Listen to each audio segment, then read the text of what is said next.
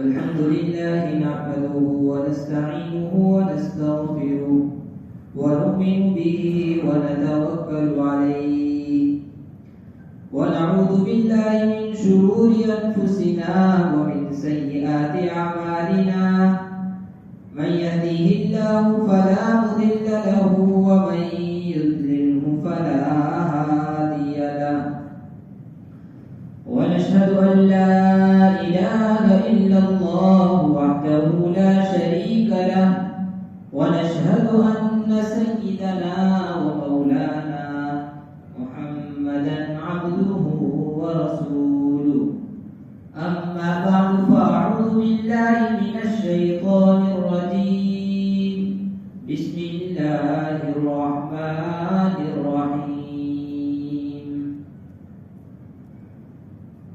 فول وجهك شطر المسجد الحرام صدق الله مولانا العظيم وقال النبي صلى الله عليه وسلم من صلى صلاتنا واستقبل قبلتنا وأكل ذبيحتنا فهو المسلم الذي له ذمة الله وذمة رسوله فلا تخفروا في ذمته أو كما قال عليه الصلاة والتسليم وقال النبي صلى الله عليه وسلم إن لكل شيء شرفا وإن أشرف المجالس ما استقبل به قبلتنا أو كما قال عليه الصلاة والتسليم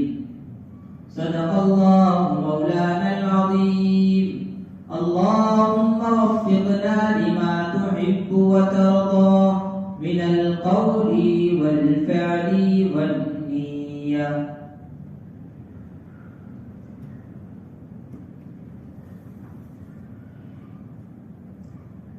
معزز سامعین کرام، آج کے اس پرفتن ماحول کے اندر انسان پر طرح طرح کے حالات، طرح طرح کی مصیبتیں، طرح طرح کی آزمائشیں انسان پر آتی ہے۔ انسان ان حالات کے اندر مبتلا کیا جاتا ہے، انسان ان آزمائشوں کے اندر ڈالا جاتا ہے۔ آج کے اس پرفتن ماحول کے اندر ہمارے اوپر جو مصائب آتے ہیں، جن حالات کا ہم اور آپ کو سامنا کرنا پڑتا ہے، ان میں جہاں اور وجوہات کو دخل ہے، جہاں اور وجوہات اس کا سبب بنتی ہے، ان تمام وجوہات کے ساتھ ساتھ ایک وجہ یہ بھی ہے اور حقیقت ہے، صحیح بات یہی ہے کہ انسان کے ان حالات کے اندر مبتلا کیے جانے کا سب سے بڑا اگر کوئی سبب ہے تو انسان کا شعائر اسلام کے ساتھ گستاخانہ رویہ، انسان کا اللہ کے دین کی جتنی بھی نشانات ہیں، سمبولز ہیں، شعائر ہیں، اس کی ناقدری کرنا، یہ سب سے بڑا سبب بن جاتا ہے کہ پھر انسان پر حالات طرح طرح کے ڈالے جاتے ہیں اور حالات کے اندر انسان مبتلا کیا جاتا ہے۔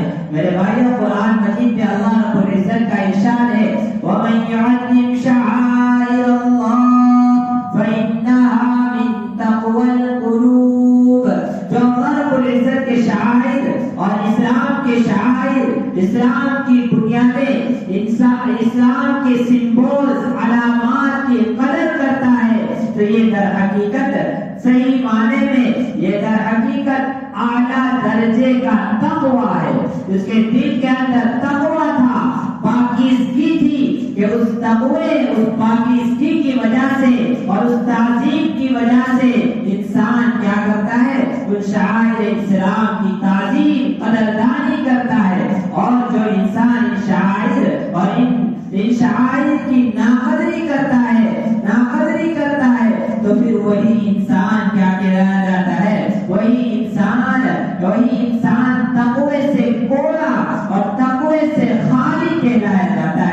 میرے بھائیوں، اس وجہ سے آج میں نے اپنے اس گفتگو کے اندر اس مضمون کا انتخاب، اس موضوع کا انتخاب کیا کہ آج کے اس پرفتن ماحول کے اندر ہماری کون سی ایسی غلطی ہے کہ جن غلطی کو ہم اور آپ کو سدھارنے کی ضرورت ہے، کہ پھر اس کے سبب ہم اور آپ طرح طرح کی مصیبتیں اور طرح طرح کے حالات کا سامنا ہم اور آپ کو نہ کرنا پڑے۔ میرے بھائیوں، شریعت کے اندر قبلے کی کس قدر اہمیت بیان کی ہے، قرآن اور حدیث کو اٹھا کر آپ دیکھیے کس قدر اہمیت قرآن اور حدیث نے قبلے کے متعلق بیان کی ہے، قبلے سے متعلق بیان کی ہے، جن میں سے 2 حدیث میں نے خطبے کے اندر پڑھی۔ اگر کوئی انسان اس کے مفہوم کو صحیح معنی میں غور و فکر کے ساتھ اس پر نظر کرتا ہے اور اس کو سمجھتا ہے تو پھر انسان خود اندازہ لگا لیتا ہے،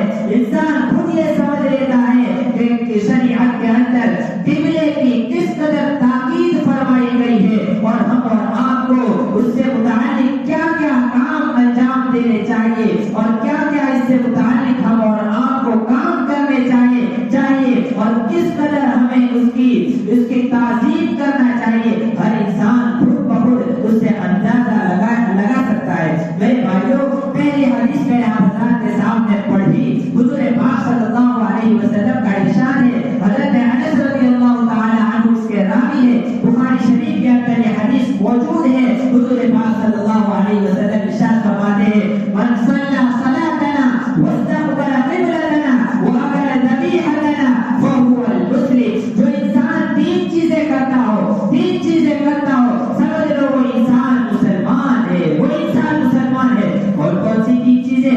نمبر 1 پر من صلی صلاتنا، جو ہماری نماز کی طرح نماز پڑھتا ہے۔ ہماری نماز کا مطلب ہماری نماز جو اوروں کی نماز کی طرح نہیں، پہلے زمانے کے اندر اور پہلے شریعتوں کے اندر بھی نماز ہوا کرتی تھی اور دوسرے مذاہب کے اندر بھی نماز ہوا کرتی تھی، لیکن ان نمازوں کے اندر کسی کی نماز میں رکوع نہیں ہے، کسی نماز کے اندر سجدہ نہیں ہے۔ ہماری نماز ایسی کہ اس میں رکوع بھی ہے، ہماری نماز ایسی کہ اس میں سجدہ بھی ہے۔ اس لیے کہا من صلی صلاتنا، جو ایسی نماز نہ پڑھے رکوع کے بغیر کی، جو ایسی نماز نہ پڑھے سجدے بغیر کی، بلکہ نماز پڑھے ہمارے نماز کی طرح، من صلی صلاتنا واستقبل قبلتنا، ہمارے قبلے کی طرف رخ کرے، ہمارے قبلے کی طرف رخ کرے۔ اس لیے کہ ہمارے مذہب کے علاوہ اور بھی بہت سارے ایسے مذہب ہوں گے جو اور جہتوں کی طرف رخ کرتے ہوئے اپنی عبادت کرتے، اپنی عبادت کرتے، لیکن ہماری عبادت کا رخ بیان کیا کیا؟ ہمارا رخ قبلے کی طرف، اور قبلے کی طرف ہمارے رخ، عبادت کا رخ قبلے کی طرف ہونا چاہیے۔ واستقبل قبلتنا، اور جو رخ کرے ہمارے قبلے کی طرف، واكل ذبیحتنا، اور ہمارے ذبح کیے ہوئے کو کھائے، ہمارے ذبح کیے ہوئے کو کھائے۔ ہمارے ذبح کیے کا مطلب یہ ہے کہ جس پر اللہ کا نام لے کر ذبح کیا گیا ہو، جس پر ذبح کرتے ہوئے اللہ کا نام لیا گیا ہو، غیر اللہ کے نام پر ذبح کیا ہوا ذبیحہ نہ کھائے، وہ ہمارے ذبیحے کو کھائے۔ واكل ذبیحتنا فهو المسلم، گویا مسلمان ہونے کی علامت، مسلمان ہونے کے سمبولز جو بیان کیے گئے وہ 3 چیزوں کو بیان کیا گیا۔ نمبر 1 پر من صلی صلاتنا، نمبر 2 پر واستقبل قبلتنا، اور نمبر 3 پر واكل ذبیحتنا۔ یہ 3 علامتیں بیان کی اور اس کے لیے شرط دیتی، فهو المسلم، وہ مسلمان ہے، اور مسلمان بھی ایسا لہو ذمۃ اللہ۔ نمبر 1 پر ایسے مسلمان کے لیے کیا ہے؟ اللہ رب العزت کی حفاظت، اور نمبر 2 پر رسول اللہ صلی اللہ علیہ وسلم کی حفاظت۔ یہ 2 کی حفاظت وہ کون؟ فَلَهُ ذِمَّةُ اللَّهِ وَذِمَّةُ رَسُولِهِ فَلَا تُفْسِدُوا فِي ذِمَّتِهِ۔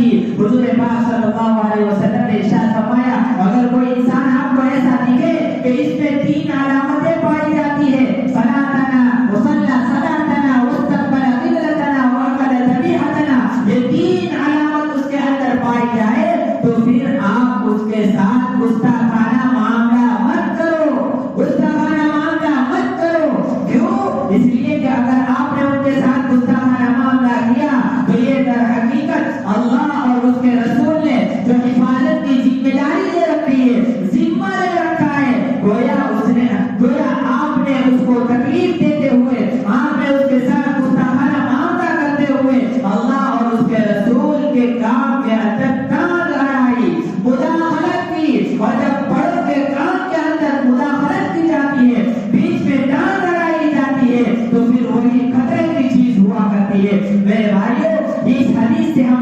آپ کو یہ بات معلوم ہوتی ہے. بھلے اس حدیث کے اندر یہ بات حضور پاک صلی اللہ علیہ وسلم نے ارشاد فرمایا کہ یہ تین چیزوں والے، یہ تین علامتیں والوں کو تکلیف مت دو ورنہ آپ کے لیے خطرے کی چیز ہے. کیوں خطرے کی چیز؟ اس لیے کہ ان کا ذمہ اللہ رسول نے لے رکھا ہے.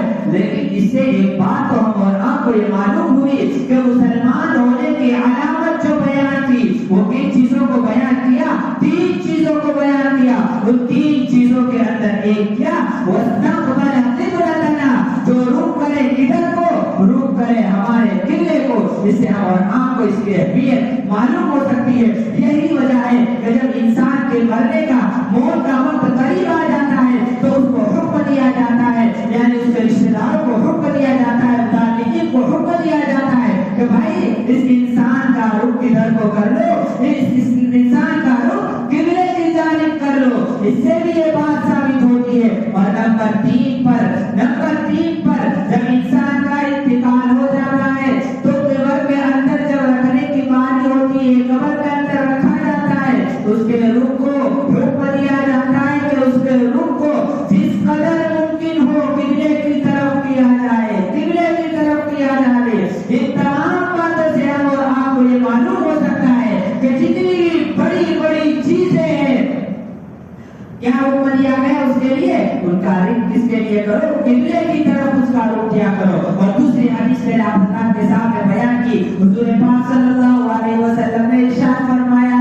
ہر چیز کے لیے اپنا اپنا ایک مقام ہوا کرتا ہے، ایک بلندی ہوا کرتی ہے. مجلس بیٹھک اس کے لیے بھی ایک مقام بلندی ہوا کرتی ہے. لیکن سب مجلسیں اور سب بیٹھک کے اندر اعلیٰ مقام بلند مجلس وہ ہے جس میں رخ کیا جاتا ہے قبلے کی طرف. یا تو کہنے والے کا رخ قبلے کی طرف ہو یا سننے والے کا رخ قبلے کی طرف ہو. جیسے ہم اور آپ ابھی بیٹھے ہوئے، میرا رخ سامنے، آپ تمام حضرات کا رخ ماشاءاللہ قبلے کی جانب ہے. تو کہا کہ ایسی مجلس سب سے بلند، ایسی مجلس کا مقام سب سے بلند، ایسی مجلس کا مقام سب سے اعلیٰ. حضور پاک صلی اللہ علیہ وسلم نے ارشاد فرمایا مستقبل بھی قبلتنا، جن کا مجلس والے کا رخ کدھر کو ہو، جس کا مجلس والوں کا رخ یہ قبلے کی جانب ہو، ایسی مجلس سب سے بلند، ایسی مجلس کا مقام سب سے اعلیٰ. ان سب احادیث اور ان باتوں سے ہم اور آپ کو یہ بات سمجھ میں آتی ہے، یہ بات سمجھ میں آتی ہے کہ ہمیں کس قدر قبلے رخ ہونے کی تاکید کی گئی اور اس کی اہمیت، اس کی فضیلت کس قدر ہے. ہم اور آپ کو بخوبی اس کا اندازہ لگانا چاہیے. خیر، سب سے پہلی بات یہ ہے کہ ہم اور آپ کو شریعت کے اندر اہمیت دی گئی اور تاکید دی گئی قبلہ رخ ہونے کی، قبلہ رخ ہونے کی. نمبر 2 پر دوسری بات قبلے سے متعلق کہ قبلہ متعین کرنے کی حکمت کیا ہے، اس کی وجہ کیا ہے. انسان کے دل میں اشکال پیدا ہو سکتا ہے، قبلہ متعین کرنے کی ضرورت کیا؟ جو انسان جہاں پر ہے جس طرف رخ کر کے عبادت کرنا چاہے کر لے، نماز پڑھنا چاہے پڑھ لے. لیکن اس قدر اہمیت قبلے کو دی، آخر وجہ کیا ہے، حکمت کیا ہے؟ تو اس کی وجہ اور اس کی حکمت کے اندر دو باتیں آپ حضرات کے سامنے پیش کر دوں، دو باتیں آپ حضرات کے سامنے پیش کر دوں. اس کی ایک حکمت اور اس کی ایک وجہ قبلہ متعین کرنے کی کہ نمبر 1 پر اگر انسان جدھر کو چاہے گا عبادت کرے گا، جدھر کو چاہے گا نماز پڑھے گا. مثلا مان لو ہم لوگ سب اسی وقت یہاں پر نماز جمعہ ادا کرنے کے لیے آئے، لیکن کوئی کسی کا رخ ادھر کو ہے، کسی کا رخ ادھر کو ہے، کسی کا رخ ادھر کو ہے، کسی کا رخ اس کونے کی طرف ہے، کسی کا رخ اس کونے کی طرف ہے. یہ سب الگ الگ رخ کرتے ہوئے جب نماز ادا کریں گے، نماز ادا کریں گے، اس میں ایک نقصان تو ہم اور آپ کا یہ ہوگا، انتشار ہو جائے گا. انتشار، ذہن منتشر ہو جائے گا، دیکھنے والا بھی انتشار کے اندر پڑ جائے گا. اور جب یہ الگ الگ رخ ہوگا، مجلس کے اندر بھی اتحاد اتفاق باقی نہیں رہے گا. حالانکہ یہ چیز اتحاد اتفاق اور اختلاف سے اور انتشار سے دوری یہ مطلوب چیز ہے. تو اسی اتحاد اور اسی اتفاق کو پیدا کرنے کے لیے اتفاق کو حاصل کرنے کے لیے یہ حکم دیا گیا کہ بھائی الگ الگ رخ کر کے آپ نماز ادا مت کرو، عبادت ادا مت کرو، بلکہ ایک ہی جہت، ایک ہی سمت کی طرف تمام کے تمام چہرہ کریں، تمام کے تمام رخ کریں اور اس کے بعد نماز کو ادا کریں۔ تو اس سے ذہنی انتشار بالکل ختم، مجلس کے اندر اتحاد اتفاق باقی رہے گا، مجلس کے اندر سے انتشار ختم ہو جائے گا۔ یہ پہلی بات۔ اور نمبر 2 پر دوسری بات یہ کہ جب الگ الگ رخ، الگ الگ جہت، الگ الگ سمت کی طرف نماز کو ادا کیا جائے گا، دوسرا نقصان یہ ہوگا کہ انسان کے دل کے اندر اطمینان نہیں ہوگا، اطمینان نہیں ہوگا، سکون نہیں ہوگا، جبکہ عبادت نماز کے اندر اطمینان اور سکون یہ بھی مطلوب ہے، جیسے اتحاد یہ مطلوب ویسے ہی سکون بھی مطلوب ہے، اور ویسے ہی اطمینان بھی مطلوب ہے۔ ان دونوں چیزوں کو حاصل کرنے کے لیے کیا کہا گیا؟ قبلے کو اختیار کیا گیا کہ ایک جہت کی طرف تمام کے تمام انسان نماز کو ادا کرے۔ ان سے یہ 2 فائدے حاصل ہوں گے، یہ 2 نقصان سے آپ حضرات بچ جائیں گے۔ یہ اور نمبر 3 پر تیسرا پوائنٹ یہ کہ بھائی جب قبلے کو متعین کرنا ہی تھا، قبلے کو متعین کرنا ہی تھا تو آخر کعبے ہی کو کیوں کیا؟ اس کے علاوہ دوسرے سمت کی طرف بھی دوسرے سمت کو بھی اختیار کیا جا سکتا تھا، جہت کو اختیار کیا جا سکتا تھا۔ میرے بھائیو، اس کی سب سے بڑی ایک وجہ حضرات کو معلوم ہونا چاہیے کہ پوری دنیا کا سینٹرل، پوری دنیا کا میڈل اور پوری دنیا کا وسط درمیان جو ہے وہ کیا ہے؟ مکہ المعظمہ ہے، مکہ المعظمہ، اور ایک کعبہ بیت اللہ یہ مکہ معظمہ کے اندر ہے۔ اس لیے یہ درمیانی چیز کا انتخاب کیا گیا تاکہ پوری دنیا چاروں جانب سے جو ہے کعبۃ اللہ ہے، اس کے اس جانب والے، اس جانب والے، اس جانب والے، اس جانب والے، ہر جانب ہر سمت والے کو برابر قبلہ میسر ہو جائے، آسانی کے ساتھ اپنی عبادت کو ادا کر سکے، نماز کو ادا کر سکے۔ اس لیے یہ درمیان میٹر کا انتخاب کیا گیا۔ اور نمبر 2 پر سب سے بڑی وجہ تو آپ کو یہ معلوم ہونا چاہیے کہ خانہ کعبہ ساری مسجد کا ہیڈ ہے، ساری مسجد کا سینٹرل ہے، وہاں پر روزانہ 120 رحمتیں اللہ رب العزت کی نازل ہوا کرتی ہے۔ تو میرے بھائیو، نماز جیسی اہم عبادت کا نماز جیسی اہم عبادت کے لیے قبلے کو متعین کرنا تھا تو بڑی چیز کے لیے بڑی چیز کا انتخاب کرنا پڑتا ہے۔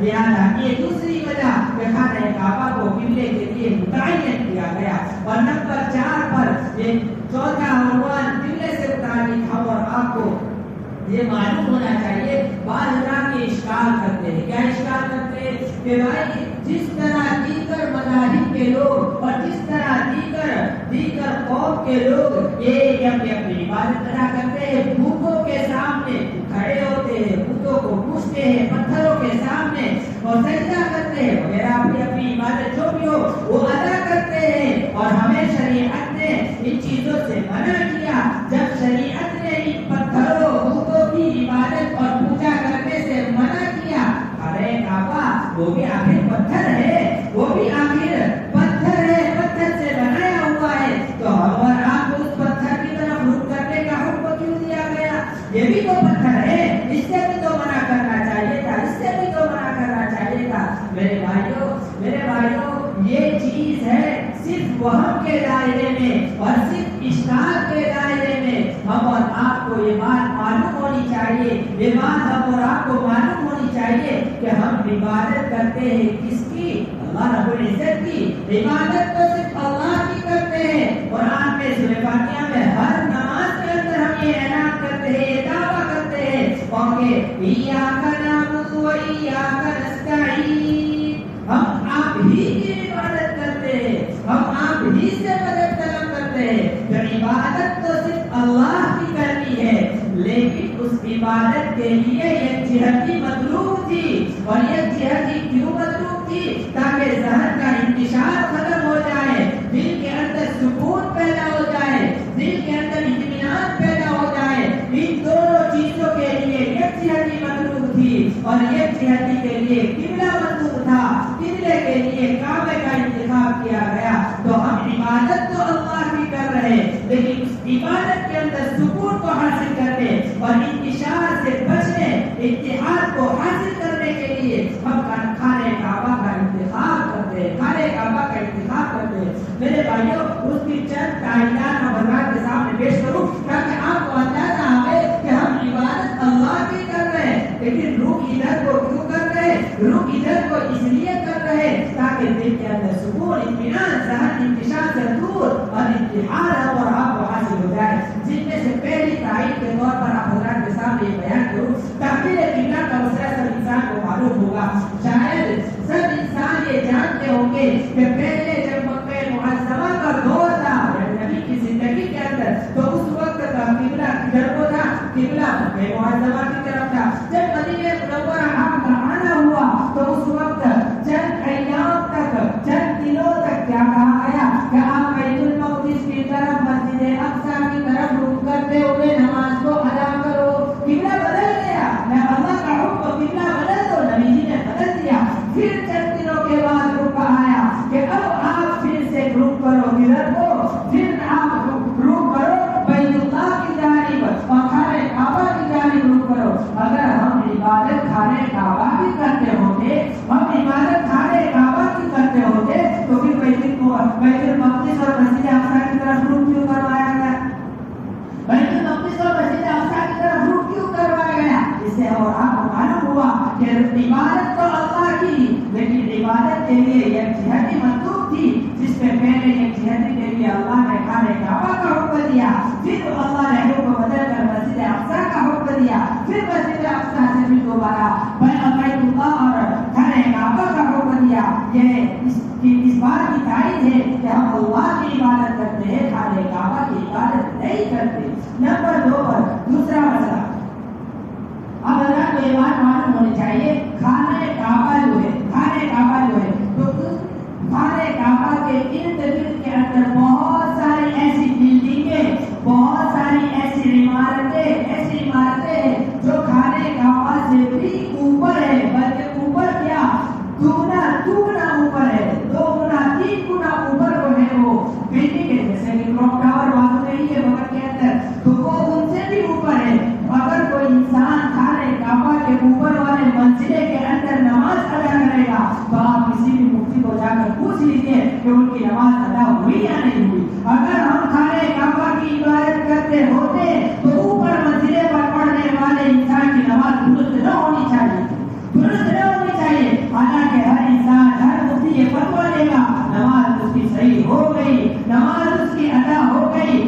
وجہ کیوں؟ وجہ یہی ہے کہ ہم عبادت تو اللہ کی کر رہے ہیں لیکن صرف جہت اور صرف سمت جو ہے وہ خانہ کعبہ کی طرف، اور وہ سمت خانہ کعبہ سے اوپر جو ہے وہ بھی خانہ کعبہ کی طرف ہی سمت پڑتی ہے، جہت پڑتی ہے۔ لہٰذا اگر ادھر کو رخ کرتے ہوئے اگر کوئی انسان نماز پڑھتا ہے اس کی نماز ادا ہو جاتی ہے۔ یہ 2 تعینات۔ اور نمبر 3 پر تیسری تائید، نمبر 3 پر تیسری تائید یہ ہے کہ اگر کوئی انسان جنگلوں کے اندر ہے، قبلہ اس کو معلوم نہیں ہے تو اب شریعت اس کو حکم دیتی ہے کہ بھائی تحری کرو، غور و فکر کرو، آپ کا دل جدھر کو مطمئن ہو، آپ کے دل کو جدھر کو اطمینان ملے کہ میرا گمان یہ ہے کہ قبلہ اس طرف کو ہونا چاہیے، اب وہ انسان اس اطمینان کے ساتھ اس دونوں خوف کے بعد نماز شروع کر دیتا ہے۔ نماز کے بعد نماز ہو گئی، نماز کے بعد معلوم ہوا میں نے جس طرح رخ کرتے ہوئے نماز ادا کی وہ رخ صحیح نہیں تھا، قبلہ تو اس جانب تھا۔ اب جا کر مسئلہ پوچھو کیا نماز درست ہوئی؟ ہر انسان یہ کہے گا جاؤ آپ کی نماز درست ہو گئی، نماز درست ہو گئی، اس لیے کہ شریعت کا مسئلہ تھا، آپ کو قبلے کی طرف نماز پڑھنی ہے لیکن آپ کو اسباب ہے نہیں، معلوم ہے نہیں کدھر کو نماز پڑھنا ہے۔ شریعت نے حکم دیا تحری کرو، آپ والے جدھر کو مطمئن ہو نماز ادا کرو، آپ کی نماز ادا ہو جائے گی۔ اگر صرف خانہ کعبہ ہی کی عبادت ہم اور آپ کرتے ہوتے ادھر کی نماز درست نہ ہونی چاہیے تھی، نماز کو پھر دوبارہ دہرانے کے لیے حکم دیا جانا چاہیے تھا کہ بھائی آپ نماز ادھر سے، آپ کی نماز ادھر ہوئی نہیں ہوئی، آپ نماز ادھر کو پڑھیے، تب جا کر آپ کی نماز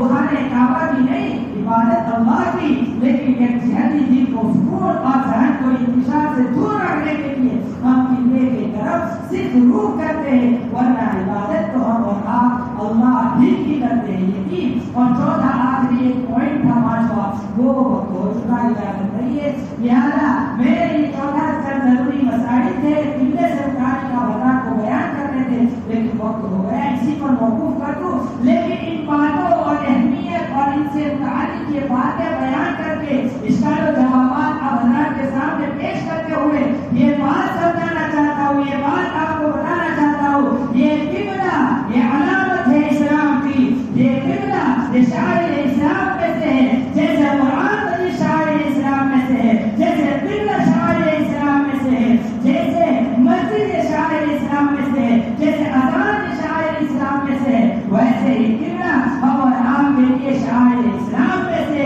اسلام کی علامت ہے۔ اگر ہم اور آپ نے اس کی گستاخی کی، اس کی نافرمانی کی، اس کی نافرمانی کی، تو یاد رکھنا یہ ہم اور آپ اللہ کے عذاب کو اور برے احوال کو بلانے کا اعلان کر رہے ہیں، اور بلانے کا احوال کے اندر مبتلا ہونے کا ایک سبب ہم اور آپ پیدا کر رہے ہیں۔ اس سبب کی وجہ سے پھر ہم اور آپ پر طرح طرح کے حالات، طرح طرح کے مسائل، طرح طرح کی پریشانیاں ہم اور آپ پر مسلط کی جاتی ہے۔ قرآن مجید میں اللہ رب العزت فرماتے ہیں وَمَن يُعَظِّمْ شَعَائِرَ اللَّهِ فَإِنَّهَا مِن تَقْوَى الْقُلُوبِ فَإِنَّهَا مِن تَقْوَى الْقُلُوبِ۔ آخر ہم اور آپ کو قصہ معلوم ہونا چاہیے، زبیدہ خاتون اتنی بڑی ایک عابدہ عورت، اس کو جنت ملتی ہے، کس پر ملتی ہے؟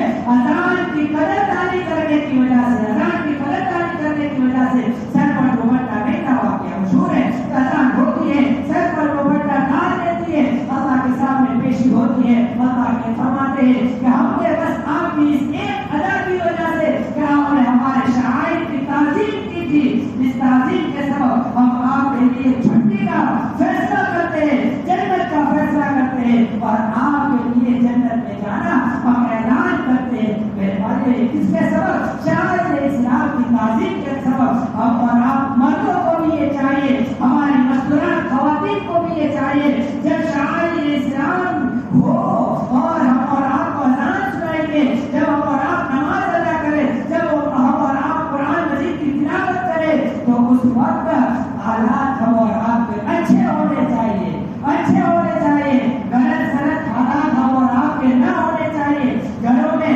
اگر سے مسئلہ تو یہ ہے کہ کوئی نامحرم نہ ہو تو پھر عورتیں بھی اپنی اپنی حالت اختیار کر سکتی ہے، لیکن جہاں یہ مسئلہ ہے وہاں پر یہ بھی تو ہے، لہٰذا ہم اور آپ کو جب اذان ہو تو اس کی تعظیم کرتے ہوئے اپنی حالت کو ٹھیک ٹھاک کر لینا چاہیے۔ جب قرآن مجید کی تلاوت کرنے کا موقع ہو قبلہ رخ ہو کر قرآن مجید کی تلاوت کریں، جب مسجد میں بیٹھنے کی بات آئے تو ہم اور آپ کو قبلے کی طرف صحیح سالم بیٹھنا چاہیے، نہیں ہے کہ بس ایک رسم و رواج کے طور پر ادھر کو ٹیک لگا لیا، ادھر کو ٹیک لگا لیا، ادھر کو ٹیک لگا لیا۔ ٹھیک ہے، کوئی مجبوری ہو، عذر ہو، مسئلہ الگ ہے، لیکن ہمارا نوجوان ساتھی اور بھائی وہ بھی بیچارہ بس ایک رسم کے طور پر ادھر کو دیوار کی طرف رخ کرتے ہوئے یا دیوار کی طرف ٹیک لگائے ہوئے آرام سے بیٹھا ہوا نظر آتا ہے۔ میرے بھائیوں، ہم اور آپ کو اس سے بہت ہی زیادہ بچنے کی ضرورت ہے۔ اللہ تبارک و تعالیٰ